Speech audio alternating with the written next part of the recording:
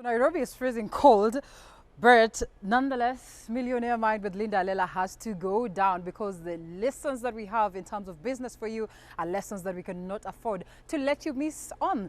So the love of a mother is just out of this world. You know, every other time you talk about the love of a mother, you can see almost everyone getting goosebumps, like I am getting goosebumps right now, just trying to relate of how much a mother can love you. So today we talk to Lucy Kingori, who's the founder of Bouquet, of course, to take us through her experience when she was dying and trying all her level best to go out there and seek remedy to what was her son's condition, that is eczema. So out of this condition, she learned a lot of things. She got this gem that she certainly said that, you know, apart from it being a love of a mother or love of a mother for this particular little young boy, I'm going to extend this love out there to the world. And out of this need to extend the love is when she formed the Bouquet business, where she deals with matters, you know, skincare products and also products to do with the hair and so much more that you would use to ensure that you make the best of your physical appearance. So let's get to listen to her story and equally pick lessons that can help us certainly start up our very own businesses.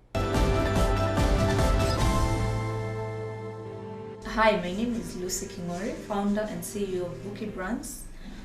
Bouquet Brands is an artisan luxury brand that deals with hair and skincare, organic hair and skincare. I am a mom of two boys, a 5-year-old and an 11-month-old, and they are my inspiration for this running this brand. Actually, my first job was back in 2001. I worked at a shop in Yaya Center, Home Care and Hardware, where I was in charge of sales of TVs and other home items, and I was there for about 6 months. This was immediately after high school. I was not lucky enough to go to campus immediately, though I went later on to start working first to help support my siblings. After that, I enrolled in some courses, some IT courses and a bit of accounting, and I worked in a firm called Mashapral on Mombasa Road. And in between, I tried businesses, different businesses. I'm into fashion, so I remember I had a beauty boutique for the longest. I ran a boutique business for the longest up until 2014, and I learned a lot in terms of money handling and understanding the market. And that was the last business I did before I got into this, and this has been it for me. Formulating hair and skincare has been the best thing for me, and yeah, I'm here to stay.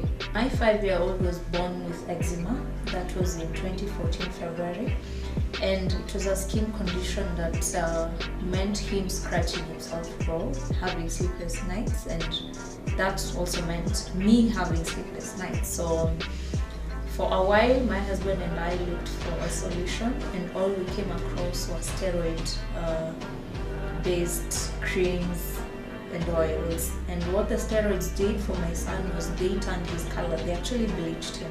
They'd sort the eczema out, but then they'd lighten him. And for me, that was a problem. So I started looking for a more natural solution.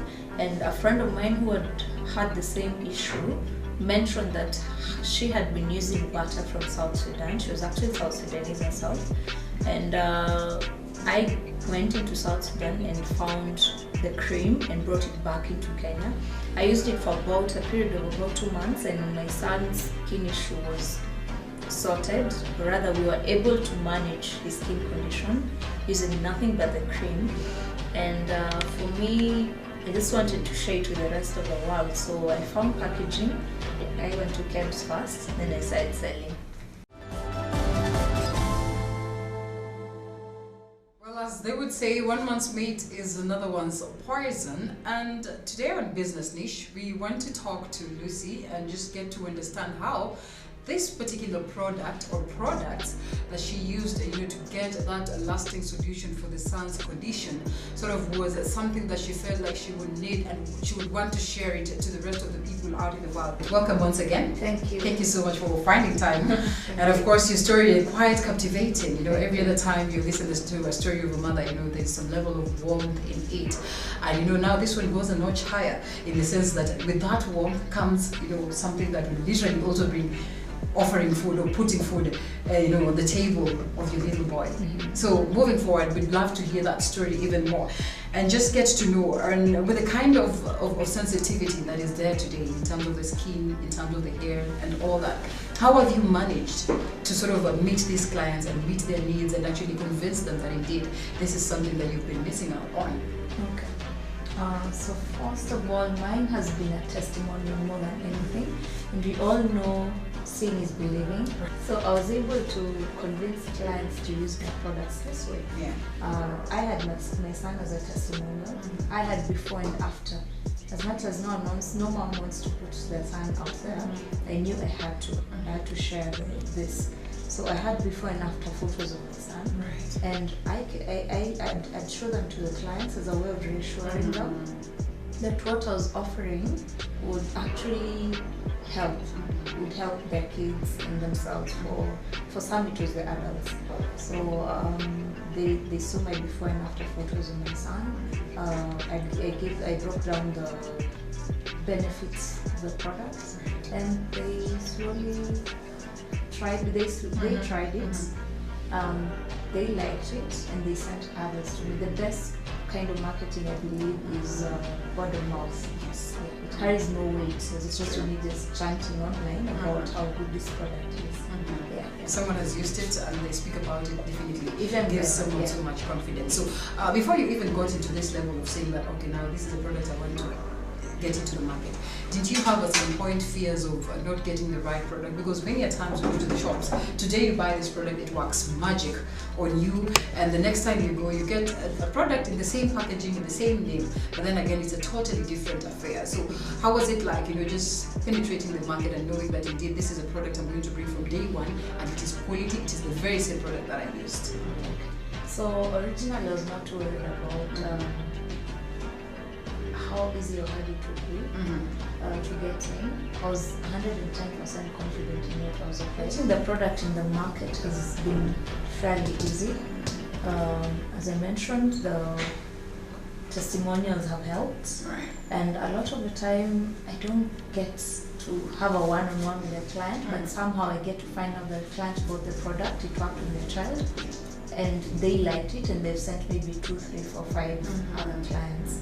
So for the longest, I haven't been worried about it getting into the market. Okay, let's go back to the inception stage where you sort of started this, and we all know that business-wise, the name is very important.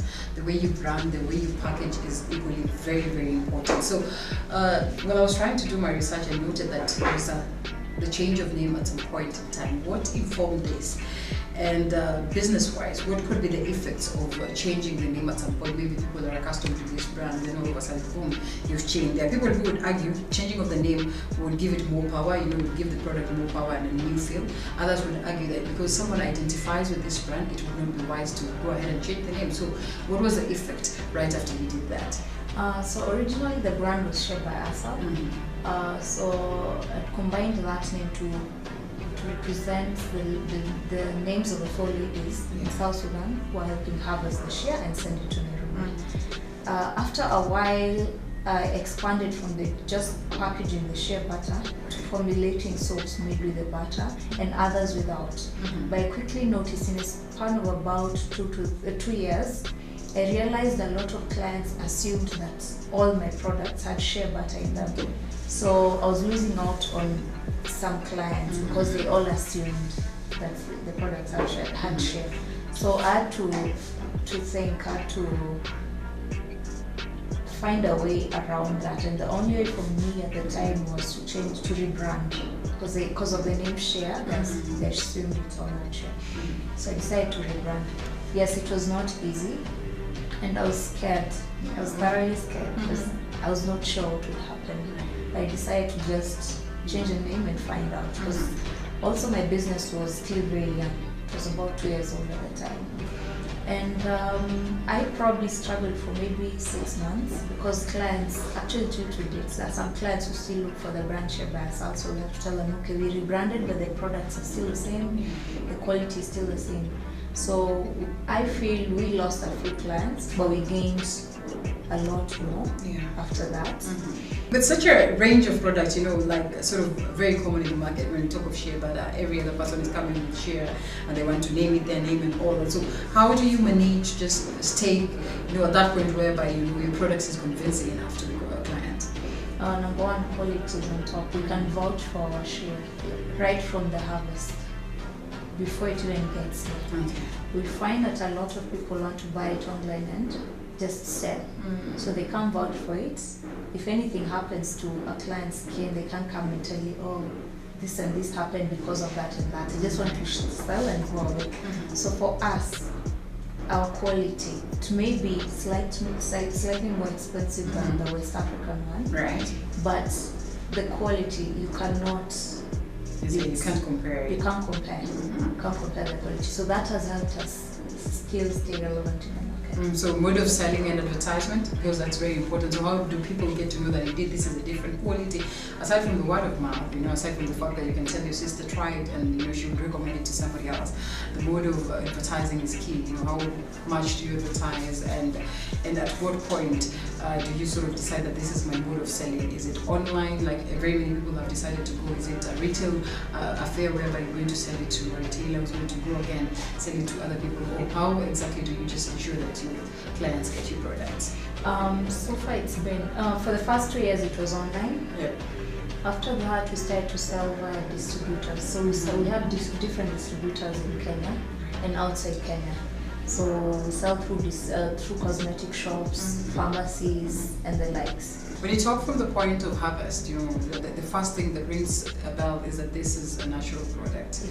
So how was it like venturing into the natural product business? Because in as much as you always told natural is the way to go, there's always that feeling you want something that has been refined, something that has gone an extra mile with through some pretty machine. packaging. Exactly, with the pretty packaging and all that. So you can imagine that the packaging could be as beautiful as maybe the actual product is not as beautiful. So just how easy was it? It was not easy. It took me about, almost a full year to get into the market, trying to push the natural agenda. I remember this was in 2014. I registered my company in January. I started struggling with caps by April, and I didn't get into the market till September the same year. Yes, trying to convince people that this butter that came from a tree, from a nut, would actually sort skin, and they were like, no, let me just go to the usual thing I'm used to. Yeah, with a pretty packaging, it will probably work. And I'd be like, no. So I remember for almost a whole year, I had to camp outside malls myself. I'd set up a table and come outside the malls every Friday and Saturday and explain to each and every client walking by my table what this was about. And it actually paid off, because the year after, by the year after, halfway through, the shops actually approached me. And they wanted to stock my product. Like, okay, bring that, whatever you have. As I said, it's slightly more expensive than the West African one, but they believe in the quality. I was able to convince them, that natural is the way. Speaking of packaging, very important in any business, but extremely also very expensive. Most of the people will shy away from it because at the end of the day, this is what I'm selling. I'm selling the product. Why should I focus so much on the packaging? Your packaging is equally as beautiful. Thank you. Say. So the effort put into that, and the convincing aspect of it. I don't know whether your first product was packaged in a way. The very first one that you used on your stand, you probably were just given something and you could sort of get actually in a paper bag, in a plastic bag. Then I had to go right to the source to get it. Then come back to Kenya and try find packaging for it. By the time I couldn't, because of my pockets, I could not afford great quality packaging. So I had to go with what was available at the time. And unfortunately, as Kenyans, myself included, we like pretty packaging. Yes. So it was hard. There are those who bought because of the product, but there are those who doubted or like a packaging. Like, I can't imagine it. I can't imagine it in my bathroom. So they actually had their doubts. So as I said, back to the quality. Thank God for quality because it really sold. But equally, packaging is very important. Equally, packaging is important. We recently released a range, a tea range, the first ever. I mean, In the country, ever. not in the country, in the world. In the world. Oh, There's no purple tea hair care anywhere if you Google. Wow. So we released it. We had to launch in Dubai, but we knew we couldn't take our packaging to Dubai because of the standards. Yes. The quality of packaging we have in Kenya is not the best. So I was like, okay, I'd like to release a new product. But is there a point in packaging it this way? Then I try export, then I'm sent back. So I decided to just go to China and get my packaging done and fill it with a good Kenyan product. Yeah, so we're able to ship our tea range and launch in Dubai in April. And it's been awesome because of the packaging. Wow. So we cross over to colleague talk. Let's get to hear what, of course, the people who work with Lucy sort of think about just penetrating the market with these new products and most importantly African products for that matter, and how much they pride in that. And then later on we'll be talking matters money on Money Talk.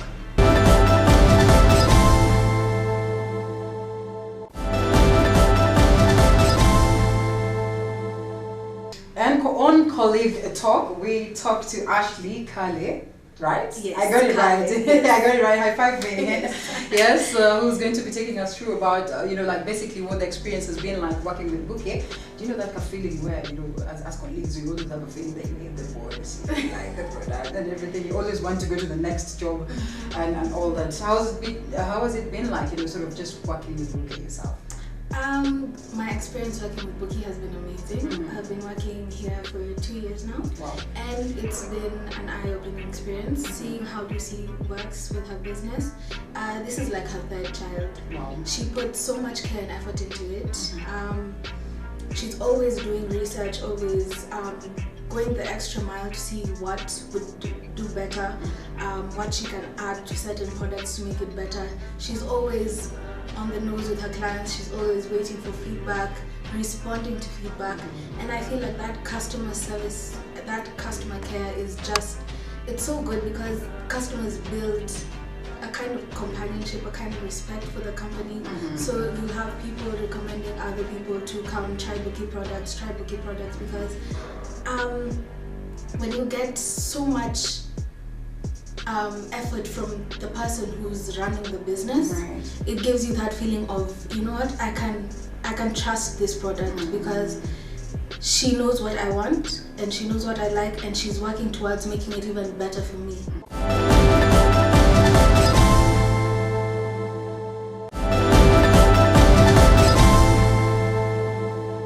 And now let's talk, Besha, they would call it our money pesa, right here on Money Talk, where we get to understand the intrigues or the matters, just the papers. I call them the papers because that's the most common name so far. You mentioned the papers and everyone is like, yeah, you do not run any business when it's not giving you anything that you can pride in terms of money. Otherwise, it's pointless for you to invest so much and do not even have the hopes that maybe in future this is going to be something that is worth the hassle. So it will be very important for you to take us through your journey, the startup journey, because every other time you're talking about business, you could be having the idea, but what about the finances? What about the capital? So what was the range of capital that you sort of used to see this, up and running 101%? So I'll start with 2014. Back in 2014, I did not have a business plan. I just had a product and that I was excited about, and I just tried to jump into the market, which was a bad idea. So when I was starting, I didn't have an idea of how much I needed to get from point A to Z. I didn't even know how far I wanted to get. I just knew I liked products, I was a creative, and I wanted to sell. So later is when I joined Strathmore Business School, and I learned a lot about planning before starting a business, the importance. It was not too late for me, because now what I learned, I applied after rebranding. Yeah. So for my kind of business, I can't really give you a figure to start with, because I'm still trying to scale as it is, and getting to different stages. I'm moving from stage to stage and sorting that out. So you find that there's a lot to be done. For example, you have to pay for all your certificates, permits and all that, setting up shop. So it depends really on what you want to do. Your packaging, that can vary. It can cost anything between $10,000, and more. Going up. Yeah, so it depends really on the kind of business you want, how big you want it. Right. When you put so much money on this, and you still believe in this brand, then it means that maybe you've seen a ray of hope in it, and you suddenly know that this is going to give you returns at some point in time. So at what point, I know you're still moving, you're still going on, and continuing to push your products and getting other new products in the market. So at what point did you sort of say, finally, I have enjoyed at least some proceeds or some profit from what I am doing from this product? At what point? And how did it feel? Took a lot of patience. I didn't even notice I'd gone for 3 years. Oh. Without really enjoying my business, my returns. Yeah. But for me, the time spent was more valuable than the amount injected. I injected money in bits. Right. I'm still doing it. So it took a while. So what I'd say for anyone who wants to get into this business or any other business is to have some sort of patience. Patience is key. Patience is key. And don't look at it in terms of money. The time spent more valuable. The time you put into it, the effort, I find that more valuable than any amount I've put into it. The effort is what will pay. Okay. Yeah. So of course, when you talk about having a plan, you suddenly have the end goal and what you want to achieve. So in between, what happens is not really a matter, but basically what will be the end game. What would be your advice in the event that someone looks to start a business? Do you advocate for them to sort financial institutions for help, or better yet, that aspect where you say you've gone to a point of just expounding your education for the sake of this? Would you advise them also to take that route? First of all, I'd advise them to have a business plan. Yes. That business plan will guide them to knowing how much they require for whatever project it is. Okay. From there, they can decide if they have a bit of savings, they can start with that. Always start with what you have. If not, see if there's a family member who buys into your dream. Try work with them. Get some money from them. If you don't have some of your own, work with that. If you really must, then try a bank or financial institution, but be very prepared to forever have a ball and chain on your ankle. It depends on what you're comfortable with, but it's always advisable. Start from home. Work with someone you know, someone who believes in your dream.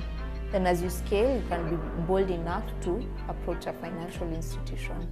Never a shark loan. Never a shark loan? Why? I've had stories. You've had an experience or stories of other people, yeah? Thank God I've not had an experience, but I've had stories. One special financial lesson, apart from the ones that you've mentioned, that you've probably picked through your journey and you want to share it out to the people? You must have a tax agent. Because a tax agent or accountant, because you can buy raw materials for 2 shillings, then you sell them for 7 shillings, and you think you've made money, but you've not calculated a lot of things in between. Your overheads that are constantly standard, your movement, how long it takes to turn around that 2 shillings. So you must have someone who takes care of your financial aspects for you. They don't have to cost a lot of money, and they don't have to be in-house. There are very many places you can outsource, but that will be your downfall. You not having a grip on your financials is your downfall more than anything. You have the best idea, the best packaging. If you don't sort that out, you're doomed. You're short-lived in the market. Well, need I say more? I think that is the biggest lesson that we picked today. It's very important that you have people around you who understand also. Have a team, yeah. That will definitely help you take the brand or take your product or take your business to the next level. Time for us to cross to Quickfire. I know you don't know what Quickfire is all about, but you will get to learn about it in a bit, so keep it right here.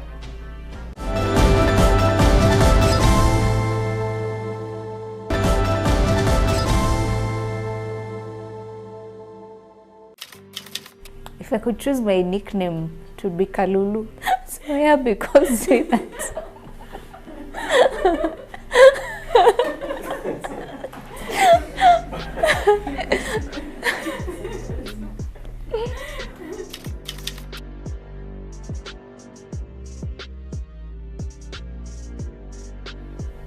My least favorite type of music is hardcore rap because they curse a lot. Yeah. If I could live anywhere else in the world, it would be Curacao. For breakfast, I had masala tea and mahamri.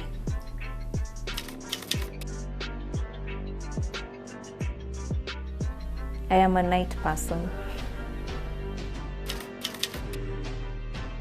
My favorite color right now is purple.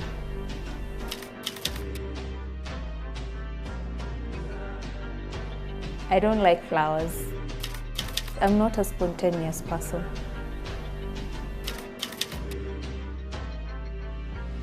I am afraid of spiders and Kerry.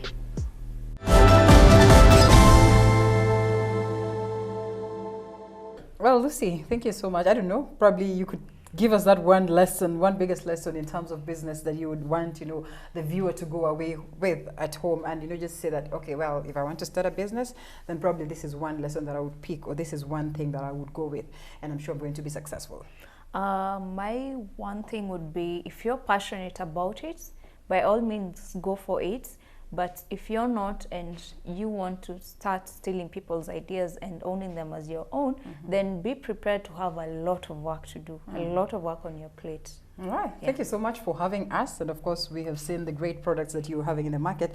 The only thing that is left is for us to try, right? Yes, by all means. Yeah, I'm certain we're not going to, it's a must-have, Yes. yeah? It's certainly a must-have. Every other time you're thinking about, physical well-being, then you certainly want the best of a product for yourself. So when you're talking about the best of product, there's nothing as better as having a vendor, as having a person who's going to be out there in the market doing business that will certainly give answers to this particular problem, or give answers that would actually make you look the part every other time you're matching out. We always say that, confidence come out in the way you look yourself. So if you're having the right product for your skin, for your hair, for anything, then you're certain that the confidence will be more or less automatic. It was great having you. We have learned so much. Pick the lessons, thank me later. My name is Linda Alela on The Millionaire's Mind.